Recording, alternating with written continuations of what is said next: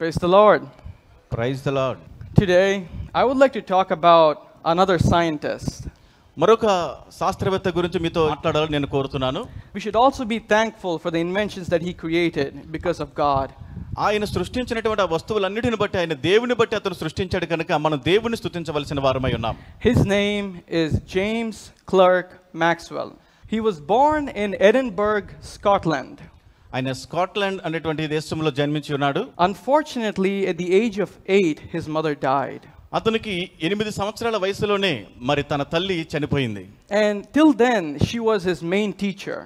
అప్పటి వరకు ఆమె అనేకమైన విషయాలు తనకి నేర్పిస్తూ ఉంది. She taught him many things. చాలా విషయాలను నేర్పించింది. But mostly about the Bible. అయితే ఎక్కువగా బైబిల్ గురించి ఆ తల్లి నేర్పింది. And you know what this boy could do at the age of 8? 8 సంవత్సరాల వయసులో ఆ బాలుడు ఏం చేయగలడండి మీకు తెలుసా? When a preacher came and asked what this boy can say from the Bible, మరి బైబిల్ నుంచి ఈ బాలుడు ఏం చెప్పగలడు అని ఒక బోధకుడు వచ్చి అడిగినప్పుడు, this boy stood up and he completely recited the entire Psalms 119. ఆయన కీర్తన 119 అంతా కూడా ఆ బాలుడు నిలబడి మొత్తం చెప్పడం జరిగిందండి ఆ 8 సంవత్సరాల వయసులోనే. He had a great memory. చాలా జ్ఞాపక శక్తి అతనికి ఉంది. God gave him so much wisdom and knowledge. దేవుడు అతనికి చాలా జ్ఞానము తెలివిని కూడా అనుగ్రహించాడు. And so after his mother passed away, అయితే తన తల్లి మరణించిన తర్వాత his father sent him to study at Cambridge University. అతను తన తండ్రి గారు కేంబ్రిడ్జ్ యూనివర్సిటీలో చదువుకోవడానికి ఉన్నత విద్య కొరకు పంపించారు. There he graduated in mathematics. అక్కడ మరి లెక్కలు మ్యాథమెటిక్స్ లో గణితంలో ఒక ఉన్నతమైనటువంటి గ్రాడ్యుయేషన్ పొందుకున్నాడు. He was known to be one of the best students in the university. ఆ యూనివర్సిటీలోనే ఒక ఉత్తమ విద్యార్థిగా అతడు పేరు తెచ్చుకున్నాడు. So after finishing all of his studies, he continued to read the Bible.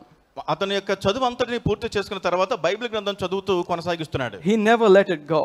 అతడు ఎప్పుడు కూడా విడిచిపెట్టలేదు. No matter how many friends he had, he never felt weird in front of them to talk about God. అతనికి అనేక మంది స్నేహితులు ఉన్నప్పటికీ కూడా వారి ముందు దేవుని గురించి మాట్లాడడానికి ఎప్పుడు సిగ్గుపడలేదండి. So after his education, he began to do some research.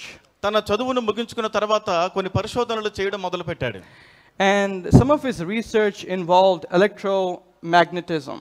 అతను కనిపెట్టినటువంటి మరి కొన్ని పరిశోధనల్లో ఎలక్ట్రోమాగ్నెటిజం ఆ యొక్క ఆకర్షణ గురించినటువంటి ఎక్కువగా పరిశోధనలు చేశాడు. And he also wrote the founding papers to cybernetics. అతడు మరికొన్ని పరిశోధనలు కూడా మరి అతడు నూతనమైనటువంటి సూత్రాలను కనుగొనడానికి కూడా పరిశోధనలు చేశాడు. What he founded in cybernetics led way to cybernetic systems. మరి ఒక సైబర్నెటిక్స్ కంప్యూటర్ కి సంబంధించినటువంటి సిస్టమ్ను కనిపెట్టే పరిశోధనలు కూడా చేశాడు. These are devices that do automatic actions. ఇవి ఆటోమేటిక్ గా వాటికి అంతటా అవే పనిచేసేటువంటి కొన్ని వస్తువులు. For example, when a plane has taken off from the airport and it is in the air, మరి ఉదాహరణకు ఎయిర్పోర్ట్ లో వెళ్ళి విమానంలో ఎగురుతూ గాలిలో ఎగురుతూ ఉన్నప్పుడు and the pilot wants to go do this, ఒకవేళ పైలట్ ఒకవేళ అత్యవసర పరిస్థితుల్లో మూత్రశాలకు వెళ్ళవలసి వచ్చింది అనుకోండి, he will turn on the autopilot system. అతను ఏం చేస్తాడు? ఆటో పైలట్ సిస్టమ్ను ఆన్ చేస్తాడు. That was created because of what this man did. అది ఈ యొక్క వ్యక్తి పరిశోధన చేసి కనిపెట్టినటువంటి ఆ యొక్క వ్యవస్థే. So what this will do is it will keep the plane stable.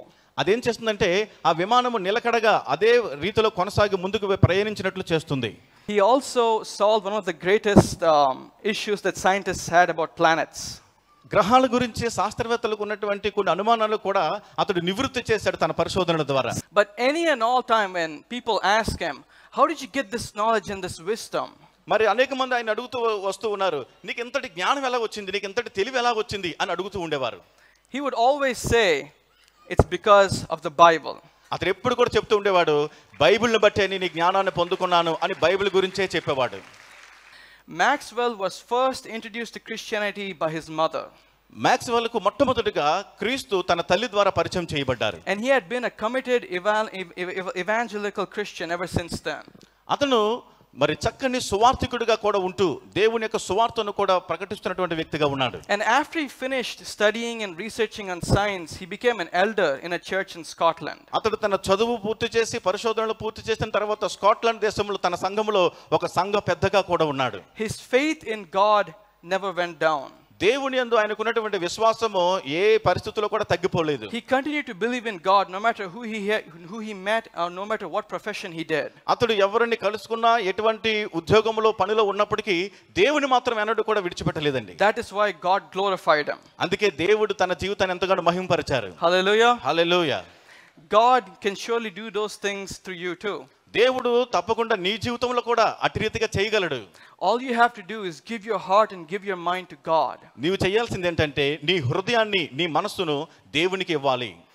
The things that we can learn from this story is ఈ యొక్క చెప్పబడినటువంటి సందేశం నుంచి మనం నేర్చుకున్న పాఠం ఏమిటంటే Godful parenting, భక్తి కలిగినటువంటి తల్లిదండ్రులు, faithfulness in God, దేవుని యందు విశ్వాసం ఉంచుట ద్వారా, and self effort to love Jesus. ప్రభు అయిన యేసును ప్రేమించుటకు తన జీవితాన్ని అంకితం చేసుకొనుట ద్వారా ఎంతగానో దీవించబడి ఉన్నారు. I want you all to close your eyes, fold your hands and sincerely pray. ప్రతి ఒక్కరు కూడా కళ్ళు మూసుకుందాం, మన చేతులు జోడించి దేవునికి ప్రార్థన చేద్దాం. Lord, help us not to complain every time about our problems. మా సమస్యల గురించి ఎప్పుడు కూడా మేము చింతించేవారుగా ఉండకుండా విశ్వాసము కలిగేవారుగా మాకు సహాయం Help చేయండి. us to remember how far you have brought us in life. ప్రభువా, మమ్మలను ఏ విధముగా జీవములోనికి నడిపించావో జ్ఞాపకం చేసుకొని స్తుతించేవారుగా చేయండి. And all you are asking us to do is pray and read the Bible. ప్రభువా, మమ్మలను ప్రార్థన అనుదినము ప్రార్థించమని, అలాగే దేవుని వాక్యం అనుదినము ధ్యానించమని మీరు మాకు తెలియజేశారు. We as a family must stand as role models to the people of the world. మేము ఒక కుటుంబముగా లోకములో ఉన్నటువంటి అన్ని జనులకు ఒక సాక్షి మాదిరిగా ఉండడానికి సహాయం చేయండి. Lord, we worship you as our creator. నీవు మా సృష్టికర్తవు ప్రభువా, నీకు స్తోత్రములు చెల్లిస్తూ ఉన్నాను. Lord, help these parents to talk about your faithfulness to their children. తన బిడ్డలకు నీ విశ్వాసమును నేర్పించుటకు, నమ్మకత్వాన్ని నేర్పించుటకు తల్లిదండ్రులందరికీ సహాయం చేయండి. In Jesus' name I pray. యేసు నామములో ప్రార్థించి అడిగి వేడుకొనుచున్నాము తండ్రి. Amen. Amen. May God bless you all. దేవుడు మిమ్మల్ని అందరినీ దీవించును గాక. Thank you so much for your time.